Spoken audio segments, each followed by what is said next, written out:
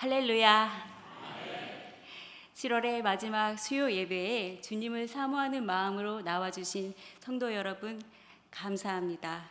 우리 반갑게 앞에, 옆에, 뒤에 계신 성도님들을 마주보면서 인사해 볼까요? 생각이 삶을 빚어갑니다.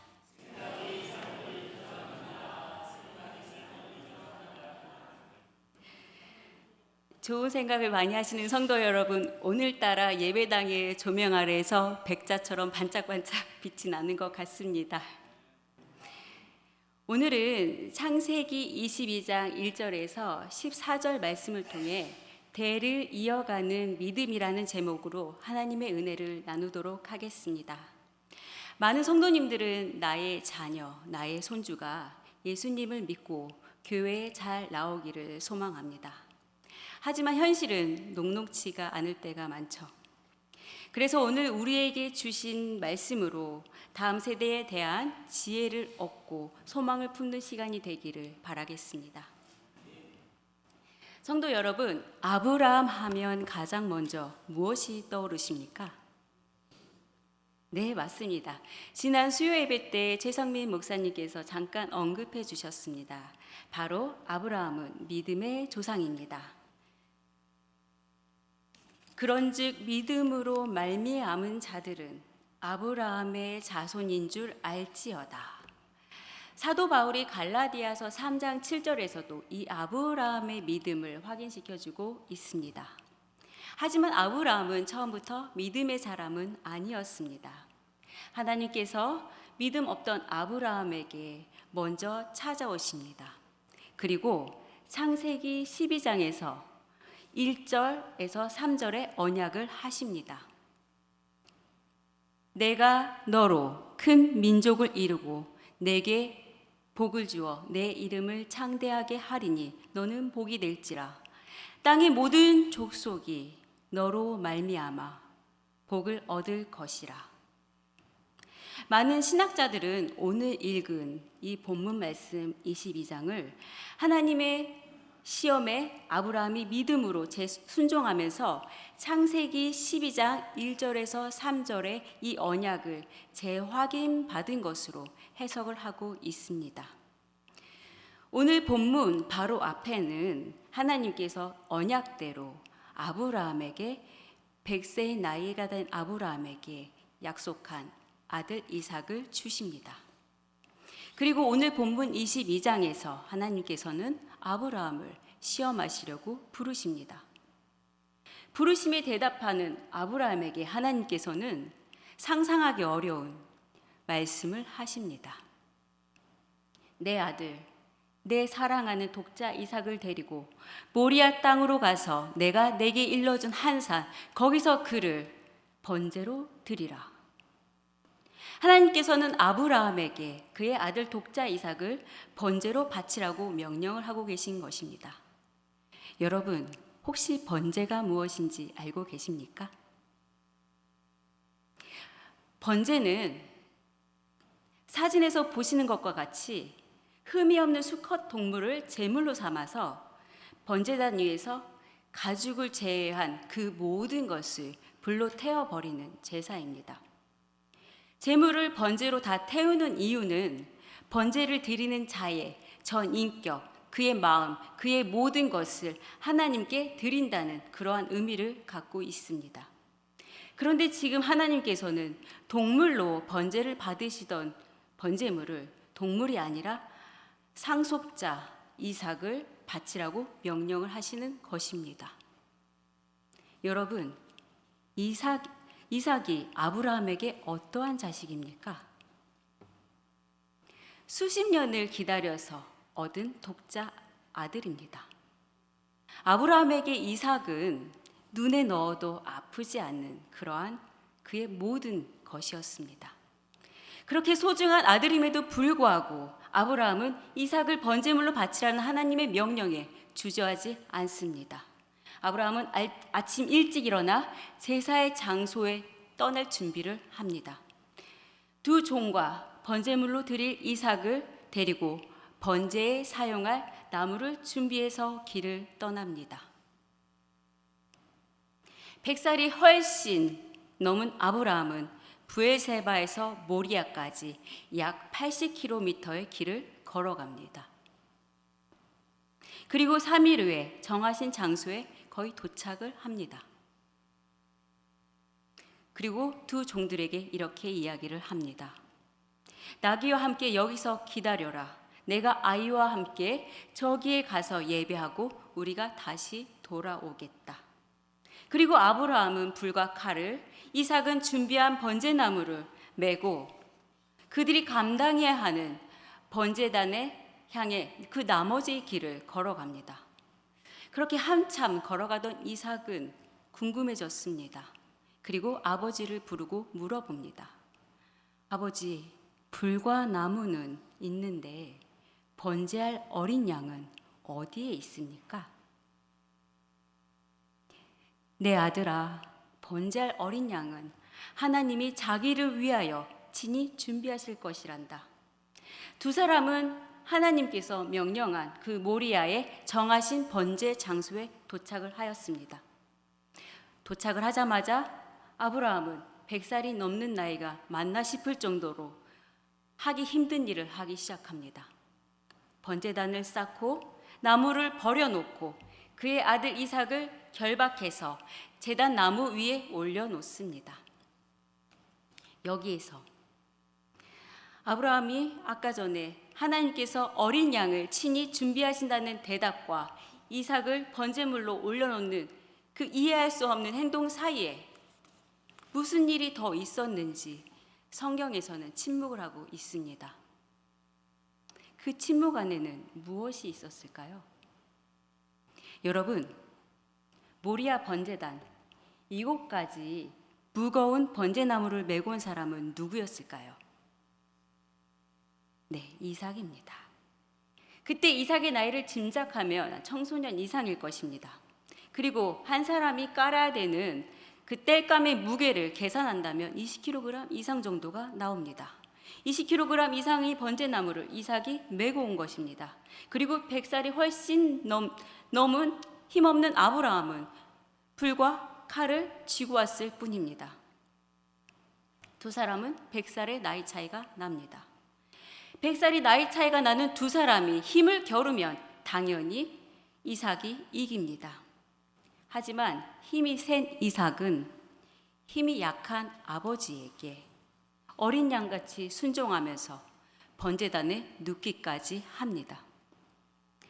성경에서는 이삭이 번제단에 눕기 전까지 하나님을 만났다는 기록은 없습니다. 그렇다면 왜 이삭 자신은 번제물이 되면서까지 하나님에게 순종을 했을까요? 이삭이 착해서였을까요?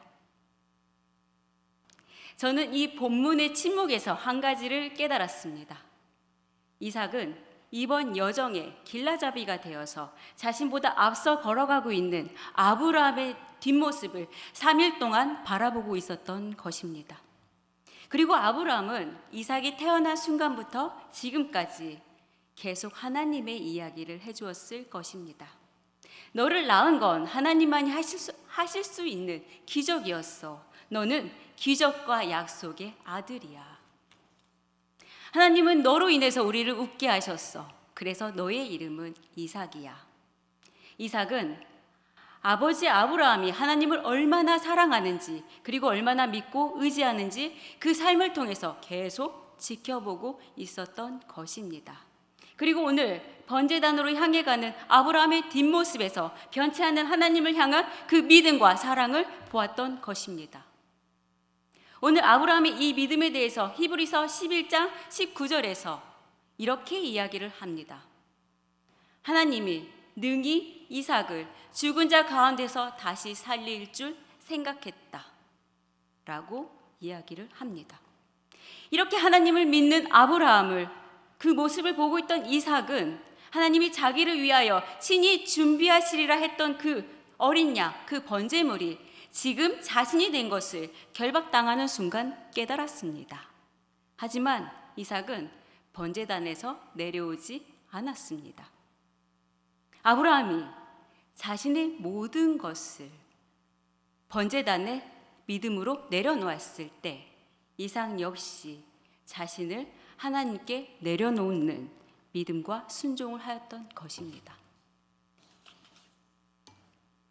이삭은 아브라함을 통해서 하나님이란 분이 누구인지를 들었고, 그런 좋은 분이 내 아버지의 하나님, 나의 하나님이라면 내 목숨도 드릴 수 있다고 번제단 위에서 결단을 한 것입니다. 그리고 이삭이 결단한 그 순간 아브라함의 하나님은 이삭의 하나님이 되어 주셨습니다. 그리고 하나님께서 역사하기 시작했습니다. 아브라함이 이삭을 결박하고 있을 때 하나님은 순양을 수풀에 결박을 하셨습니다. 그리고 여호와의 사자를 통해 명령을 하십니다. 그 아이에게 내 손을 대지 말라. 아버지 아브라함의 믿음을 따라간 이 이삭의 믿음에 하나님은 응답하셨고 이삭을 지키셨습니다. 성도 여러분, 여러분들은 오늘 번제단에 순종한 이삭처럼 언제부터 부모님이 믿는 하나님이 나의 하나님이 되셨습니까? 제 아버지의 하나님이 제 하나님이 된 것은 사실 올해 3월이었습니다. 제 아버지는 신남매 장손이고 저희 가정은 딸만 넷입니다. 혹시 이쯤 되면 저희 가정 분위기 느껴지시나요? 저희 집은 아들을 무척 기다렸던 가정이었습니다. 딸 넷과 저희 엄마는 친가에서 구박을 많이 받았습니다. 친할머니가 저희와 함께 살았는데 할머니는 저희가 낮잠을 자면 빨래를 개야 한다고 물 스프레이를 뿌려서 저희 잠을 시원하게 깨워주셨습니다. 혹시 여러분 가정에 잠만 자는 수험생 있으십니까? 물 스프레이 추천해 드립니다. 저희 가정이 이러한 분위기인지라 저는 저희 아버지를 자주 원망을 했습니다. 그러다 보니까 저희 아버지의 신앙이 제 마음에 잘 와닿지 않았습니다. 그렇게 아버지의 신앙과 하나님으로부터 저는 좀 멀리 떨어져 있었습니다. 그러던 중에 2018년 7월 제 둘째 아이가 소아암 신경모 세포종 진단을 받고 항암 치료를 위해서 입원한 그 병실에서 하나님께서는 따뜻한 음성으로 저를 찾아와 주셨습니다. 그리고 고통받고 있는 저를 그 고통 속에서 건져주셨고 평안을 주셨습니다. 하지만 그 이후로도 저는 아버지의 하나님과 나의 하나님은 각각 다른 분 같은 그런 간격이 있었습니다. 그러다가 올해 3월 저녁 8시 넘어서 교회에서 집으로 돌아가려고 하는데 깜깜한 교회 식당에서 그림자 하나가 왔다 갔다 하는 것을 보았습니다. 저게 뭐지? 깜짝 놀랐습니다. 식당 그림자를 보면서 술 드시고 잘못 들어오신 취객이라고 생각을 했습니다. 그래서 여차하면 도망가려고 그래도 누군지는 알아야 될 것 같아서 물어보았습니다. 누구세요? 네? 대답하는데 낯이 많이 익었습니다. 저희 아버지셨습니다. 저희 아버지는 평일, 주일 항상 사람이 없는 시간에 혼자 불이 꺼진 교회에 오셔서 꽃이나 잎이 떨어진 화분을 돌보시고 물 주시고 그 주변을 정리하셨습니다. 이렇게 하신다는 것을 말씀으로 하시긴 했지만 그런 아버지의 모습을 눈으로 목격한 것은 그날이 처음이었습니다.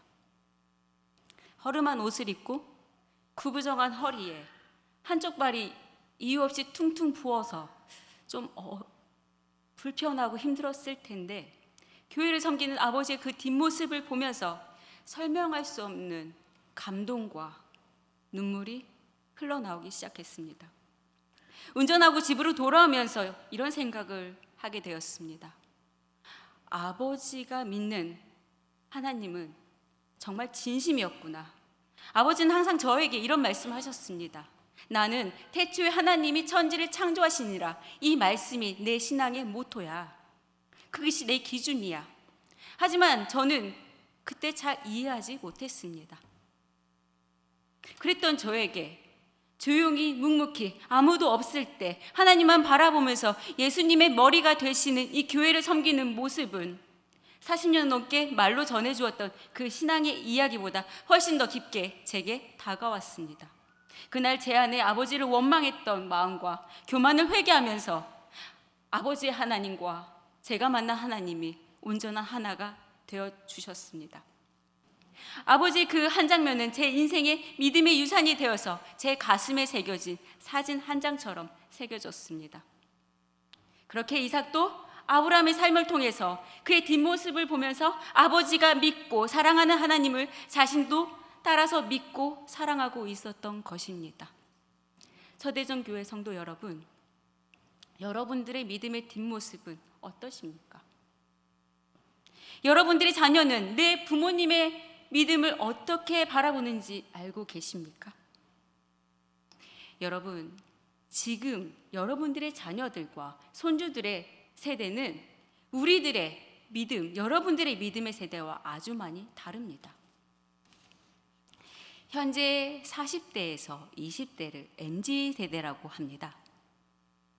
물질 만능주의와 경쟁의 시대 속에서 살아가고 있는 이 시대는 경쟁이 심하다 보니 개인주의가 더욱 심해지고 연애와 결혼과 출산과 인간관계와 내 집 마련을 실패하고 포기한 3포, 4포, 5포 폭망으로 자신의 삶을 부정적으로 바라보고 있습니다.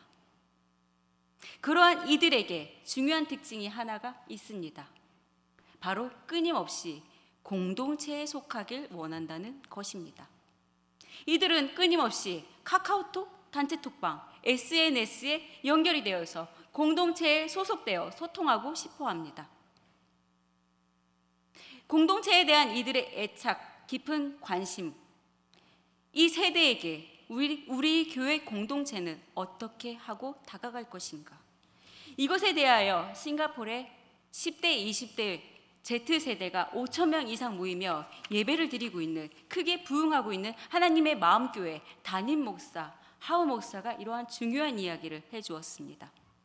1980년대 이전 세대는 예수님을 믿고 교회라는 공동체에 속했다면, 그리고 삶이 변화가 됐다면 MZ세대는 일단 공동체에 속하고 그 다음에 믿음을 받아들이고 삶의 변화가 일어난다는 것입니다. 따라서 우리의 다음 자녀 세대에게 중요한 것은 공동체입니다. MZ세대에게는 공동체의 모습은 교회를 갈 것인지 말 것인지, 예수님을 믿을 것인지 말 것인지에 대한 중요한 선택의 기준이 된다는 것입니다. 교회의 예배 공동체의 모습이 성령 충만함으로 진심으로 하나 되어서 아름다울 때 다음 세대는 벌이 꽃의 향기를 맡고 오듯이 교회 공동체에 와서 소속되길 원한다는 것입니다. 다음 세대에게 공동체는 정말 중요한 문제입니다.